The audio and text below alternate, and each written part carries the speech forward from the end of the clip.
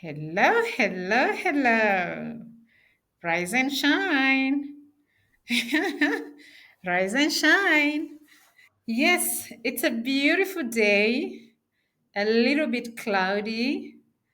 Seems we're getting into early winter. This is Miss Kim joining you live from Gaborone, Botswana.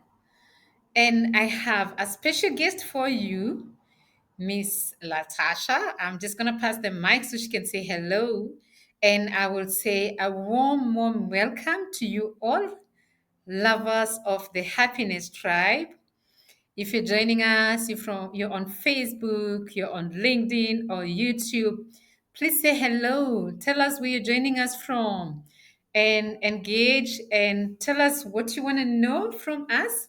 If you have a message you'd like to pass on, a product you're promoting, an event, anything, just put it on the comment section.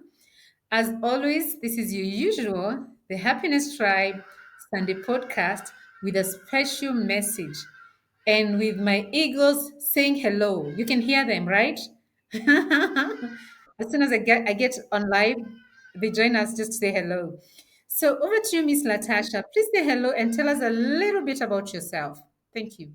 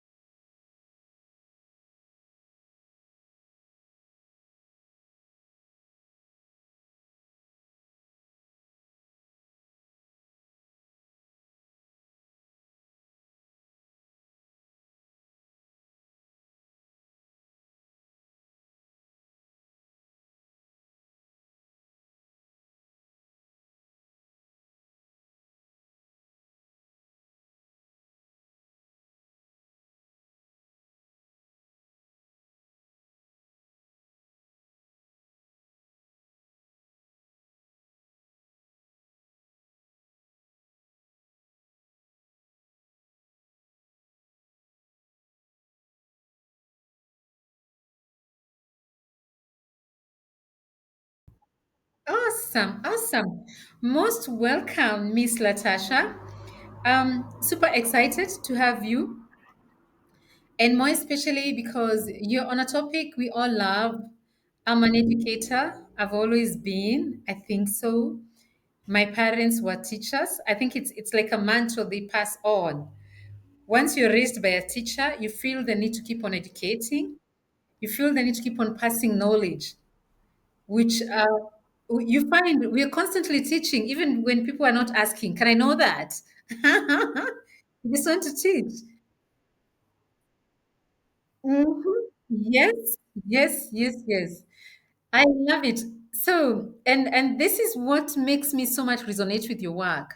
Because I don't know, you can advise me on this, but I feel like, this thing that people say, the wealth and the wisdom of this world is at the graveyard. You've heard of that saying? The wealth of this world is at the graveyard. So I feel like it's important we all try to empty that cup before the sun sets on us. And I feel we are who we are, most of us, because somebody sat and wrote a book. The darkest periods of my life, I was able to navigate them by reading somebody's story, somebody's biography, some woman who went through this. We have a lot of phenomenal women who have done a lot of amazing work that I read their books, and then I went like, I can do this. She did it. I can do it. So, do you resonate with that? Everybody should write a book.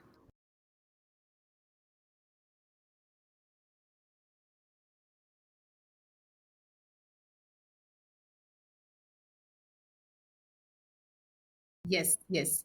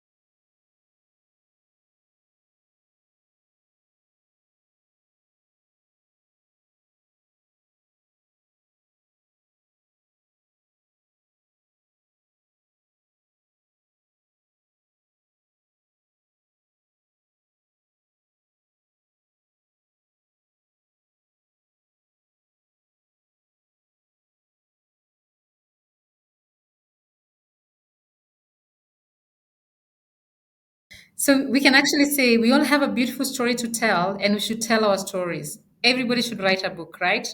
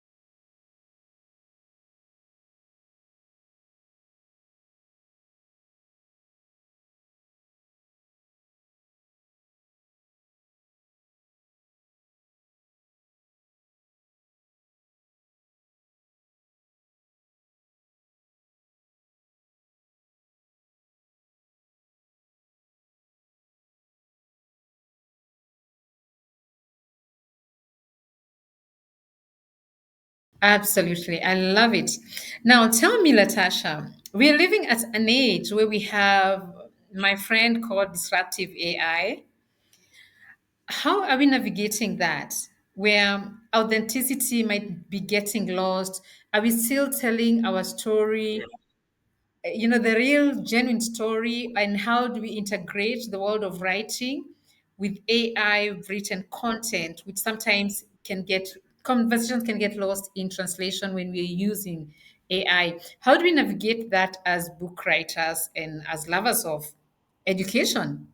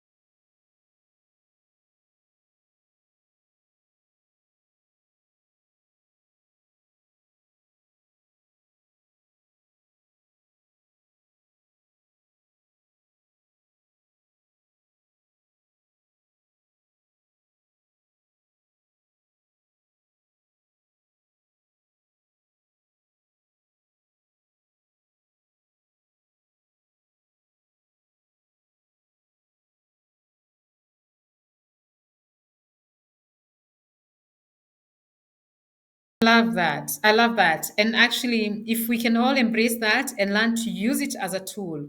So, Latasha, what do you say about AI written books? And just before you answer that, let me say hello to we have Yodit.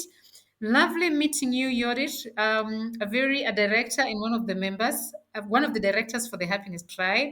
Please welcome if you want to join us on stage. A lovely person from Ethiopia, but based in Botswana, quite a global community. Then we have Miss Paula joining us all the way from Belize.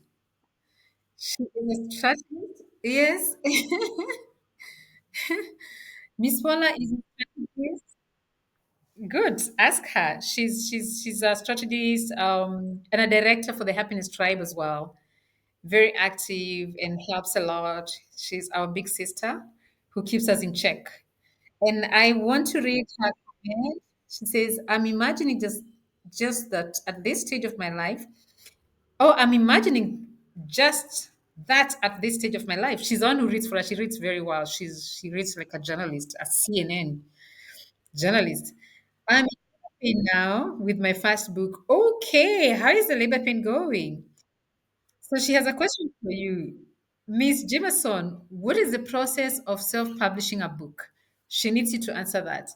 And then she's also asked another question. How can AI assist in the writing process? I love that question. Both questions I love most on how can AI assist in the writing process. Thank you. Over to you, Miss Latasha.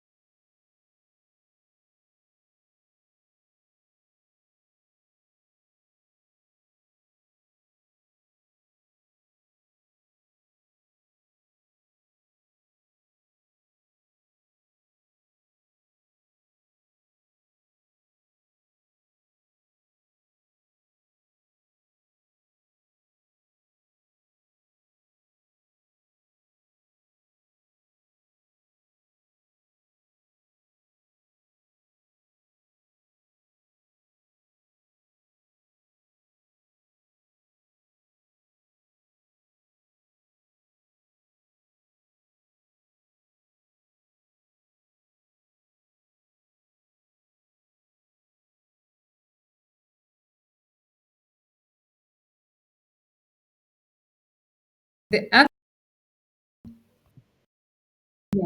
yes. How can AI assist in the writing process? Yeah.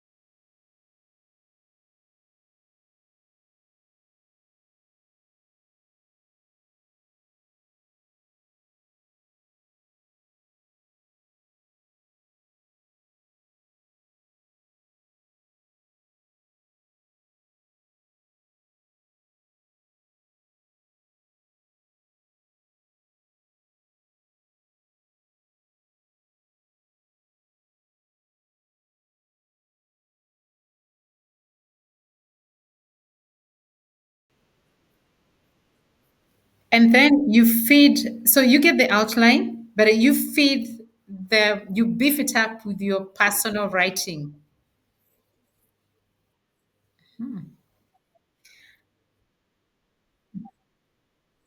Okay. Okay. So, do you think, how do you feel about currently in the world of writing?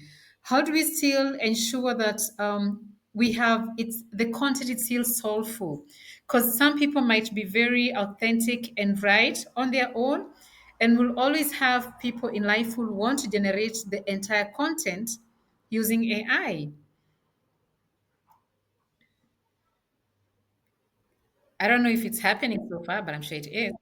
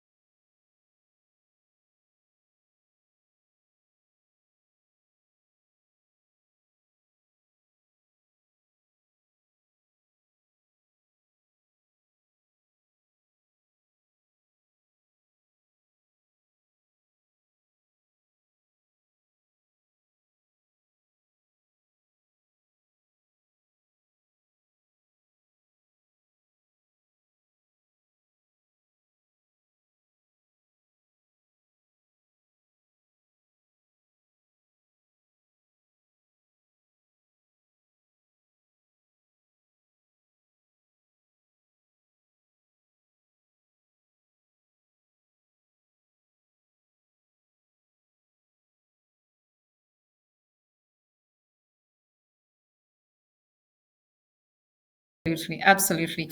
I mean, we all have our unique stories to tell.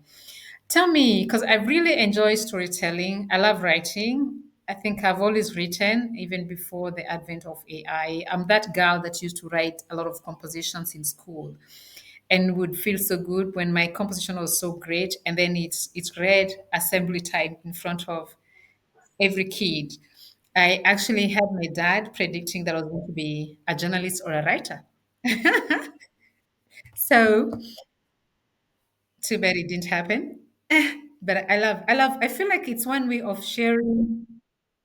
Like just for me, journals are my therapy. Writing is my therapy. It's my go-to.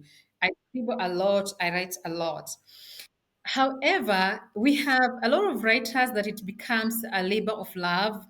That it's sort of our passion, our poison. That thing we love doing. I'm not getting the phrase for it. We love doing, but it doesn't pay the bills. How can you help us as a writer, an author who has already experienced what it means to have six figures coming from writing?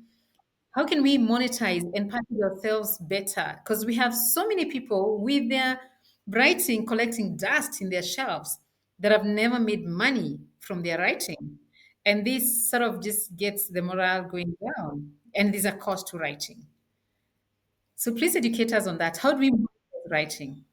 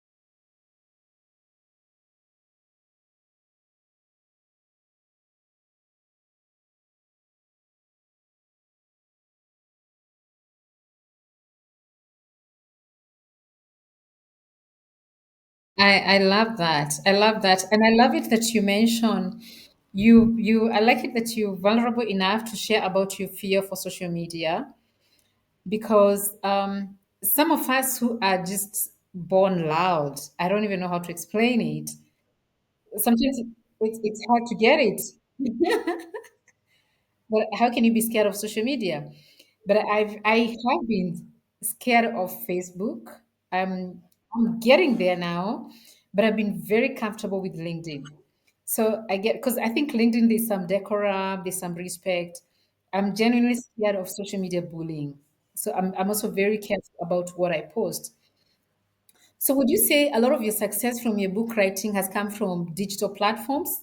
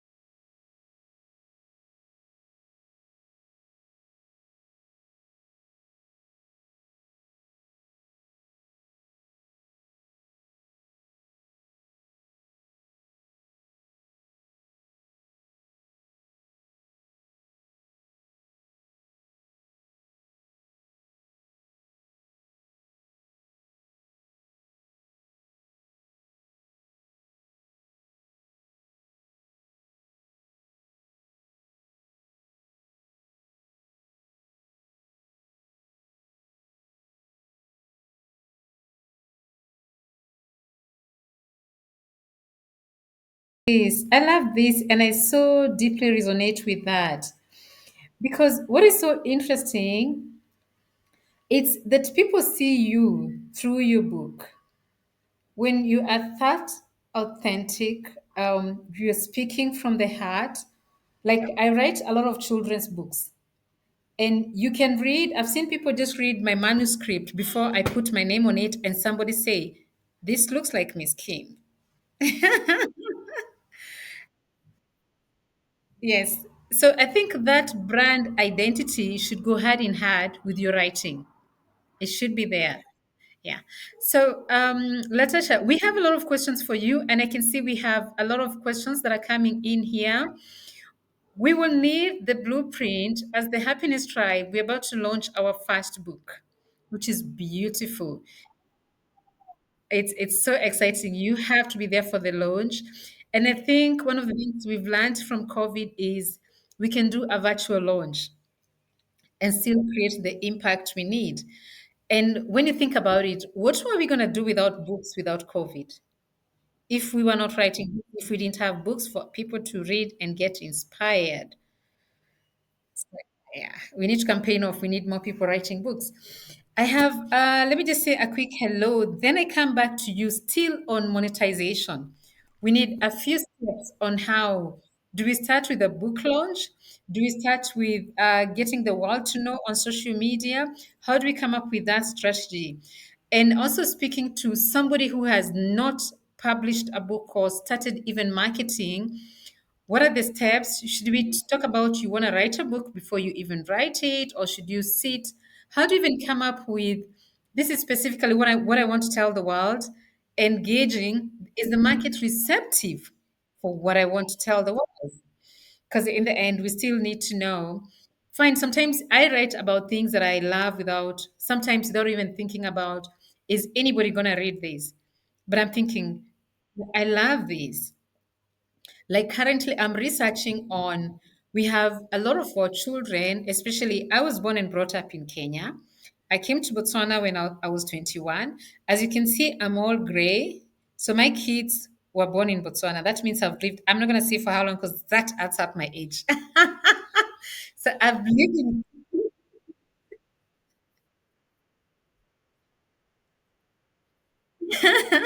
So now what I look at is I struggle with this thing of our children do not understand even the names we give them. Why do I have this name? Why did you give me this name? It's just a name. And we have a naming system that I love. I've had my daughter tell me, why should I name my child you? And I'm thinking, you can't say that. This is a tradition. This is what we do. You don't even question. Your firstborn, you name after your mom. Your first son, you name after your dad. Where you're married, what, something like that. So that is one set that I'm actually working on a book that can educate the new generation. This is why within our culture we came up with this naming system. The second thing is each one of our names has a meaning and a beautiful meaning. And call it cliche, call it whatever it could be, but I strongly feel sometimes we tend to behave like that name. If my name is beautiful, if my name is Grace, I might want it keeps on making me, I'm Grace, I can't be doing this. My name is Sally, means a beautiful flower. I need to embody that. You know, this is the happiness tribe. We need to live as per the name, the happiness tribe. So I'm coming up with a book before I actually do research. Will the world embrace this book? And it could be just for maybe people from my community who appreciate that, who resonate with that. So back to you, you'll tell us, do we need to do a little bit of research before we just wake up and write? Sorry, just before you answer that, plus the whole marketing, I've packaged so many questions for you. Let me read quickly beautiful messages I have here. I have a very good friend of mine called Mr. Bakwesaga. Mr. Bakwesaga, please let me know if you can come to the studio. I can share with you the link. It would be nice to hear from you, especially because I'm a little bit embarrassed because I can't pronounce your name nicely, but I hope I'm right. Mr. Bakosaga is a very supportive and good friend of mine, based in the US, but originally from Uganda. And I loved it when I saw him draw in some Swahili words, which I saw Miss Paula. So, Swahili is one of the most popular languages in Africa, which was recently endorsed by African Union to become as an African language. So that's Miss Paula saying thank you. Habarigani. So habarigani is what Mr. Bakwesa said. which is Mr. Bakwesa. Okay, so Uganda, there's a little bit of some history on Uganda and Kiswahili. Kiswahili is very common in East Africa. Like it's my national language. We learn Kiswahili at school. Everybody speaks Kiswahili. But in Uganda, it was used a little bit in not a very nice way. If Mr. Bakisaga joins us, he will tell us. So they speak some very old Kiswahili that is used by like the forces or the police. So habarigani, yeah, you not get somebody young saying habarigani, but it simply means how are you? And thank you, Miss Paula, for responding to habarigani. Miss Paula said, she said habarigani back. When somebody says habarigani, you're supposed to say mzuri sana. Mzuri is I'm fine, thank you. Thank you. And then I saw Miss Paula again said, the internal drive to write is a blessing. Choices should not be based on external expectations, but internal impulse. Spirit builds talents within each of us in order to help us align with our purpose. That is so, that's super deep.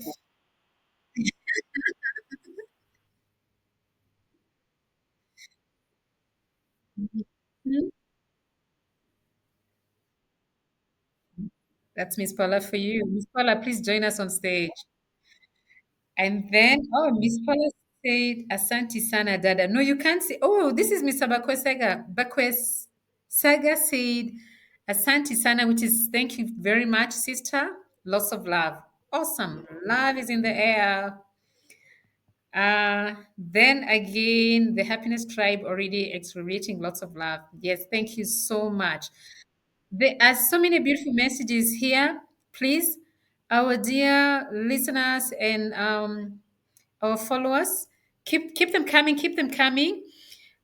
We are happy to support where need be. Fears are challenges to move us towards our destiny. If we have the courage to move beyond those fears, this one is just dropping gems. I am not coping. What exactly do you have to lose by going public? I'm going to leave that question for you.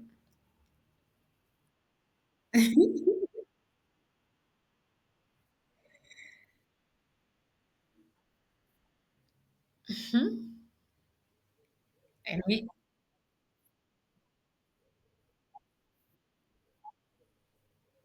yeah.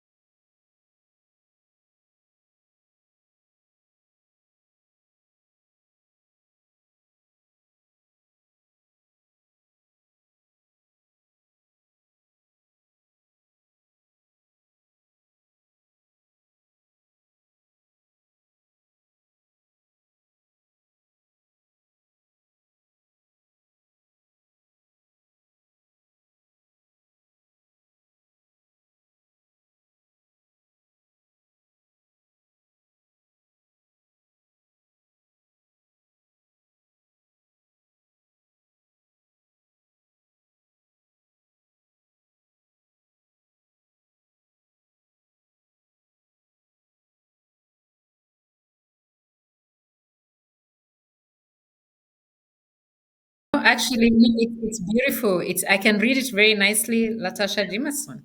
It's beautiful. It's well said. Yeah. Yeah.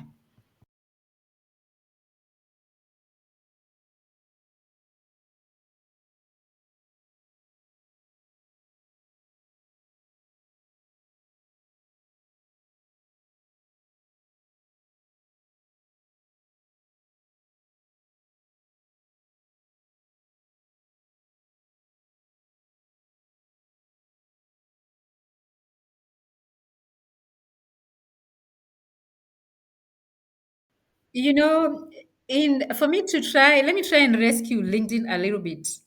So we have LinkedIn police who like telling us what to do, and we keep packing them back in the boxes.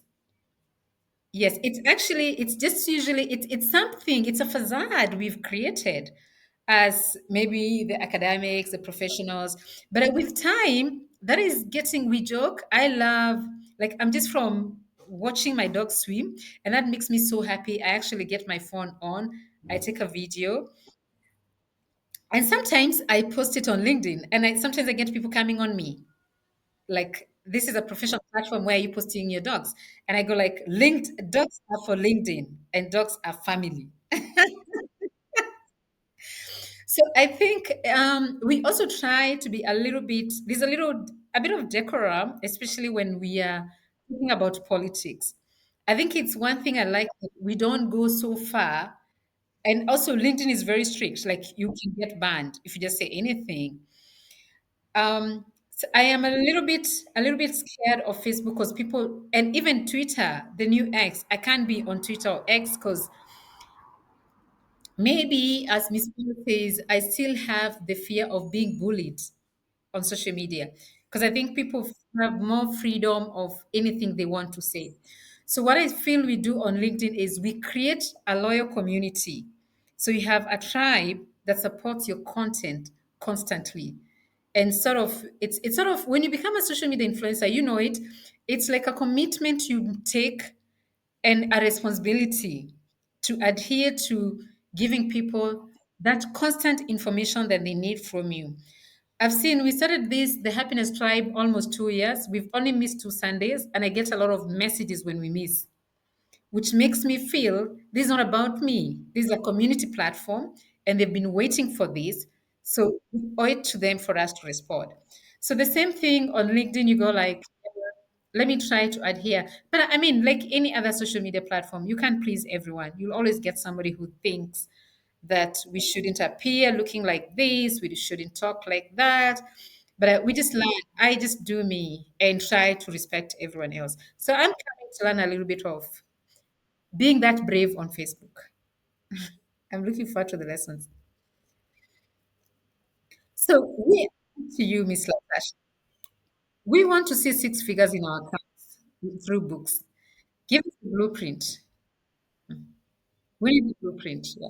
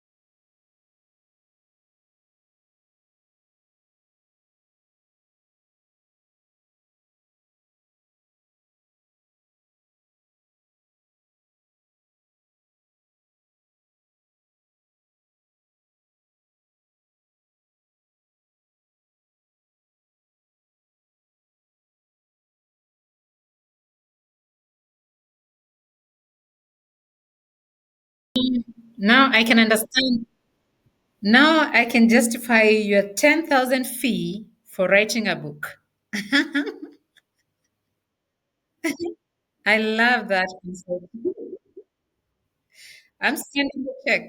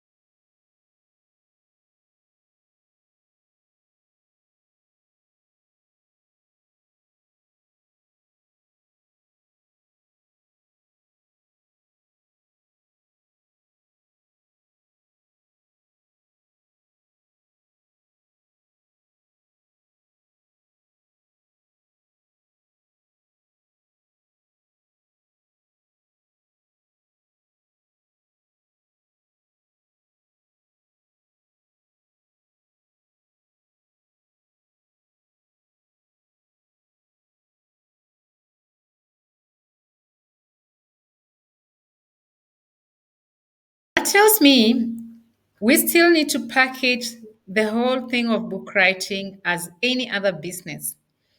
You step in, try the idea, test it. Um, Before you go full swing, committing money and all that. So now, if so mostly so you put it on the website. What would be your other suggestion to get the eyeballs on the little 10-page book? Where else can we promote it?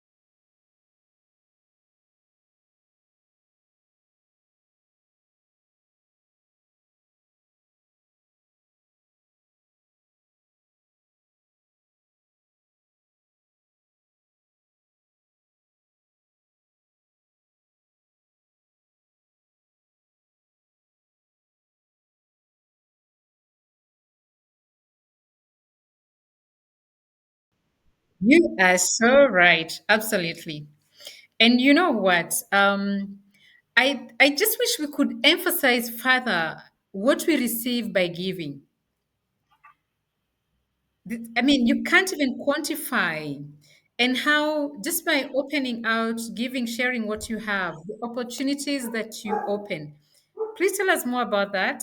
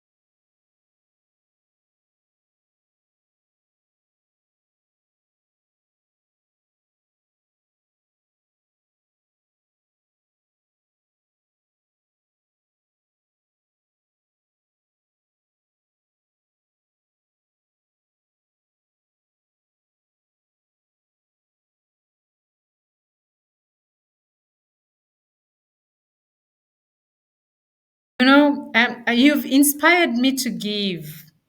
I don't think I give enough. But I think also it's the way.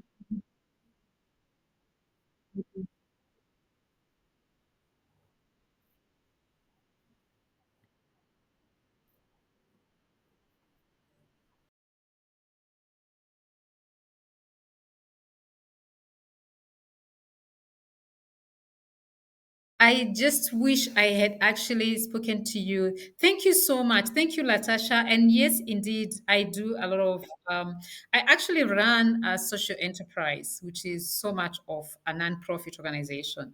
So we do a lot of community work with children, with schools. But listening to you now, I'm thinking, I wish I met you a few years ago. But everything happens for a reason. Let me say the first big mistake I made. I've written a lot of books as ebooks, but there's one book that I wrote that I sort of just got obsessed with it because I love technology. And when you love something, it becomes like borderline obsession. You get the feeling like everybody must understand tech. Like it just bothers me. Sort of assuming everybody should be a software engineer, which is not fair. But then some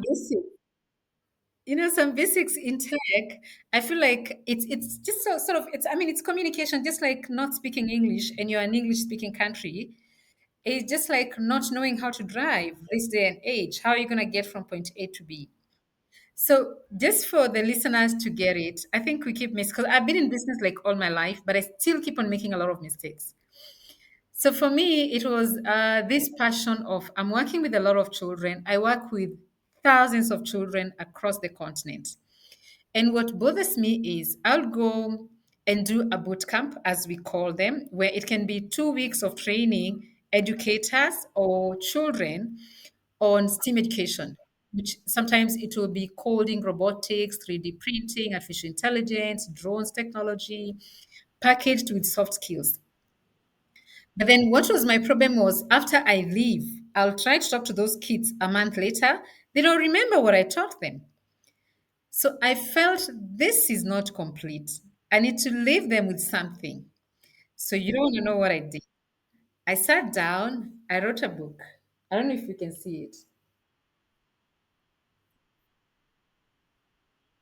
It's very beautiful with cartoons. I used cartoon characters and then I put a QR code. so the learners can access more courses, resources. But guess to the big mistake I made. Please, Miss Paula, don't laugh at me. I printed I printed 10,000 of this book without a single market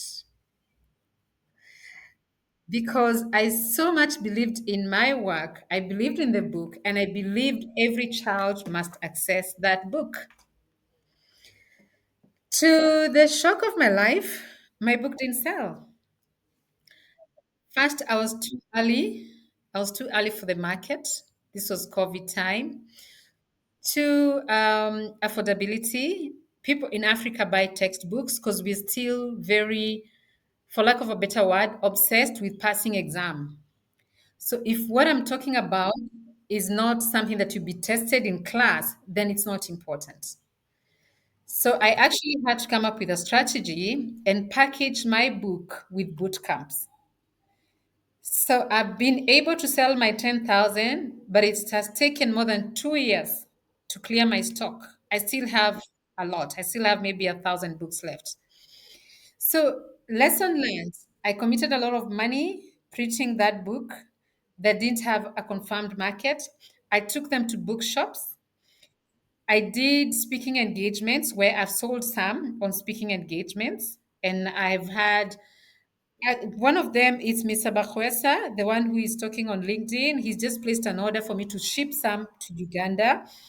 I've had people like Miss Paula support my book writing and distribution. It's actually my LinkedIn community that has funded this. So they'll usually go like, I can buy for a school in Kenya, I can buy for a school in South Africa. But me getting into schools, I've sold very few to schools. So I think I love, and I'm going to use your concept of this is me with my assumption that everybody wants to learn coding, robotics, artificial intelligence. That this program is of age and it's mandatory for every child to learn.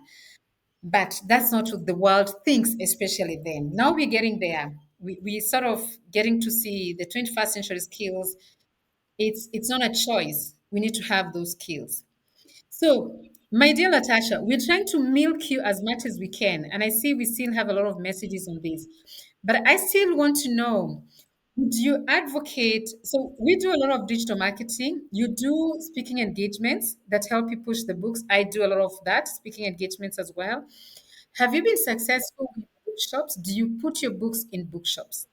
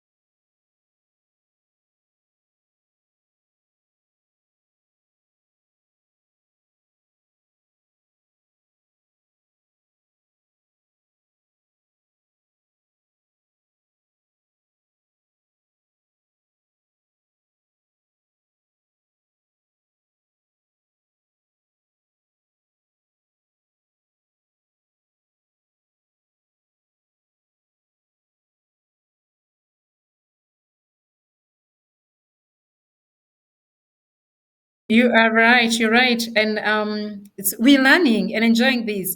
One more question is the online platforms. You use Amazon, your website, and which other platform?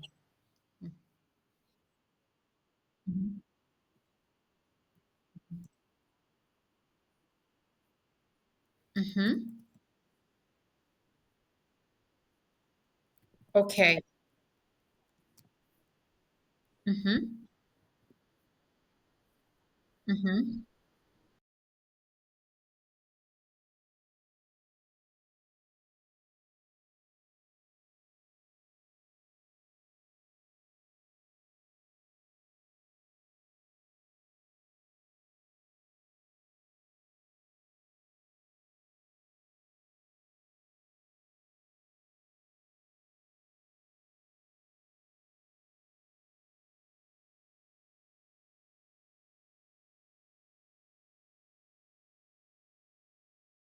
Wow. That is quite exciting. That's quite exciting. But one key thing I'm learning from you is I have a problem with focusing on my passions when I write, without so much thinking about, but what do people want? And I also do anything I struggle with, I think I write about it. Like I've written a manual, a blueprint on digital marketing that small businesses can use. Because I see every time I hire somebody for my digital marketing work, I have to spend like another 2, 3 months training that person. So I feel like it's a problem, which actually that one as well I wrote without checking the market. Do people really need this?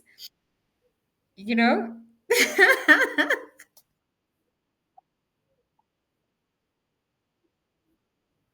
Yes. Hmm. I love this. Tell me, Miss Latasha, we have so many comments, so many people asking how you can support them. Could you please take us through that? You can share your platforms, you can share, just explain to them what is the process of you supporting. Do you just go like, this year I'm working with 20 people and I go on a journey? And then I'd also like you to touch on the retreat. I know you have a writer's retreat and I found it very exciting. Would love to know about that. Thank you.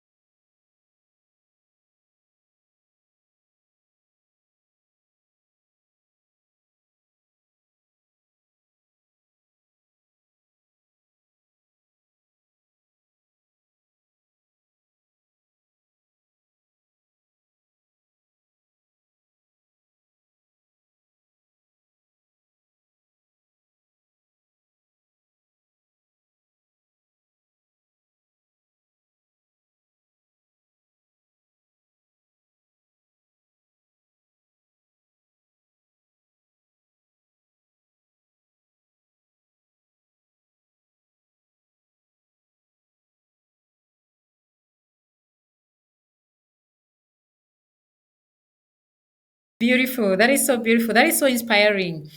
And I think it's so nice if, I mean, we embrace and appreciate that and getting to know that we should always reward ourselves. Can you tell us a little bit about the sales you generate at the retreat? How is that done? You visit the local communities, or how is that done?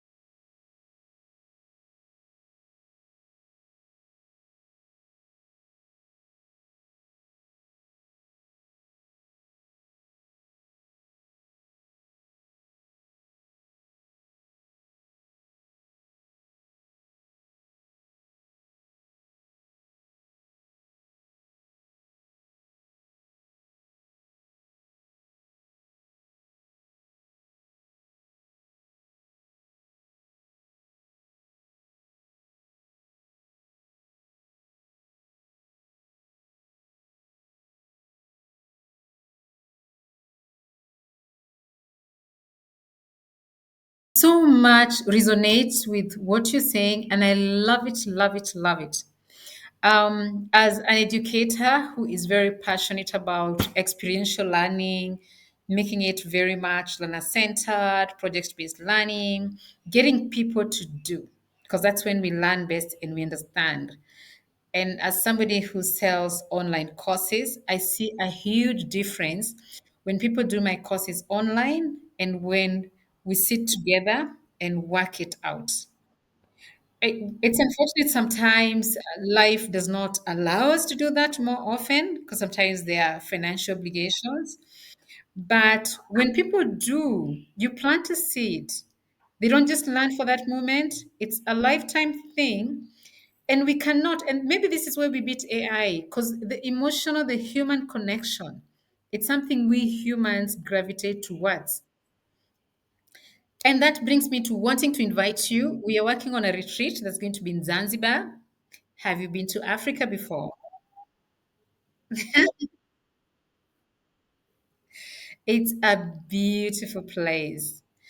I feel like Zanzibar is one place in Africa that I always find myself. It's very calm, it's very peaceful. It has the world best people were all put in Zanzibar. It's a small island. And of course, the water, the beach is healing. I've been lucky enough to work a lot in Zanzibar.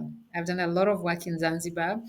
And what my employers don't know is I would go to Zanzibar even if they're not paying me. I hope they're not listening because because I get hired by different organizations that go like, can you come and train? I train on technology, digital marketing. I train on, especially right now, I'm very busy with AI. I train on STEAM education. So usually I'll package it like a boot camp, which people have to sit and do, even if they are adult educators, especially. We train a lot of teachers. And I see the outcome of when we're interacting with them every day.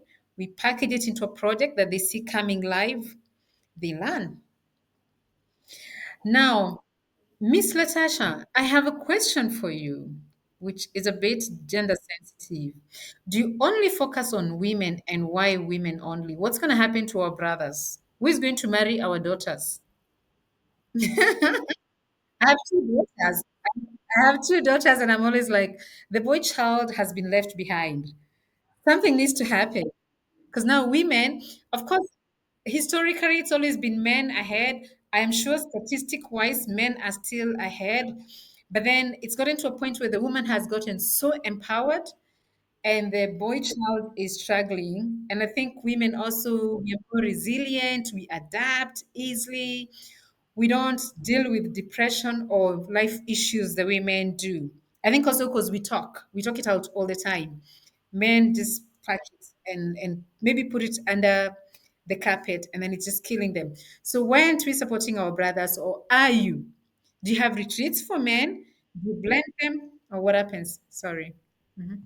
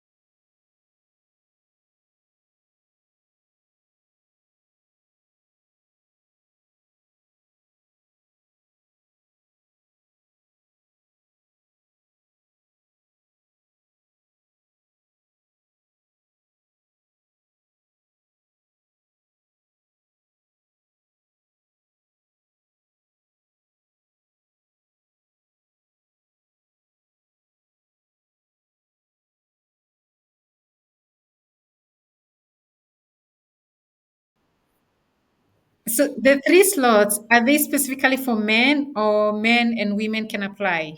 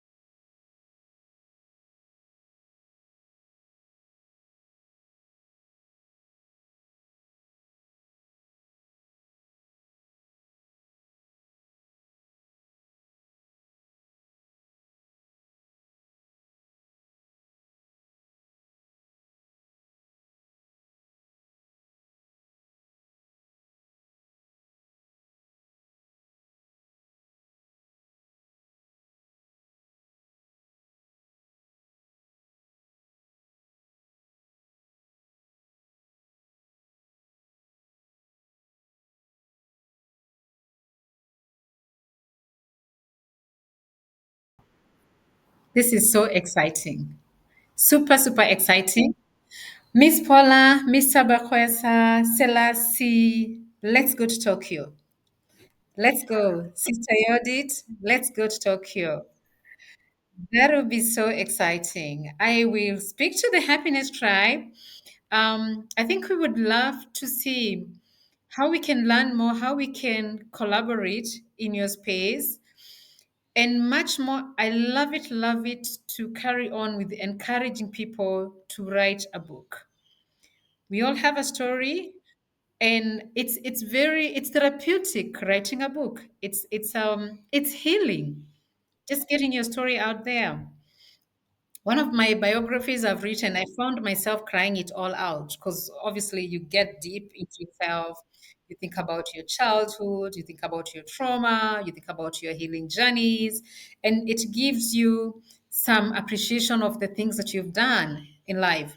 Because sometimes we keep on wanting to climb the ladder, not stepping back and first looking at, hey, I think I'm doing something.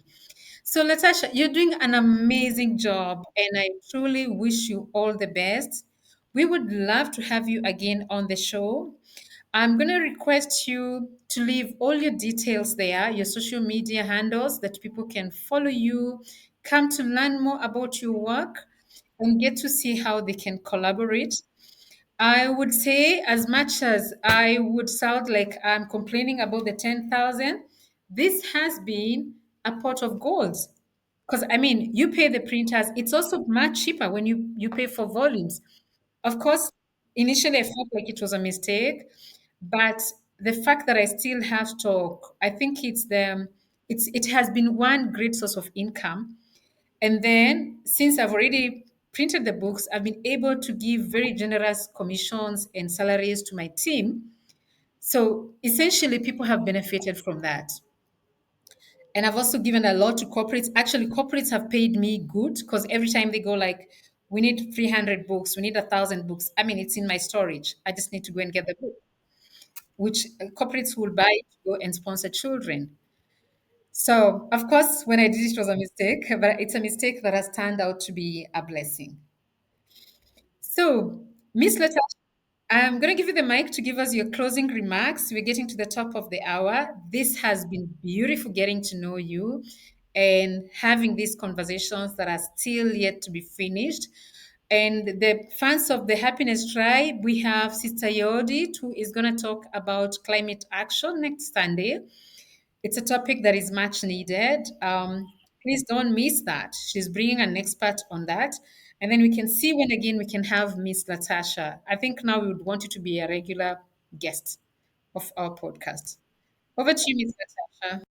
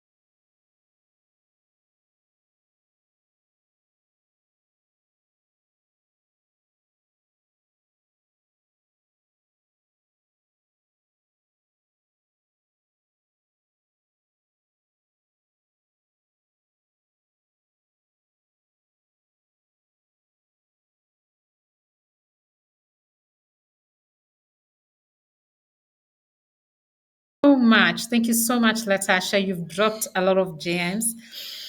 It's a beautiful day, and you got it getting even better. And especially the inspiration of getting our audience to understand, and including I, that indeed you can create wealth through books.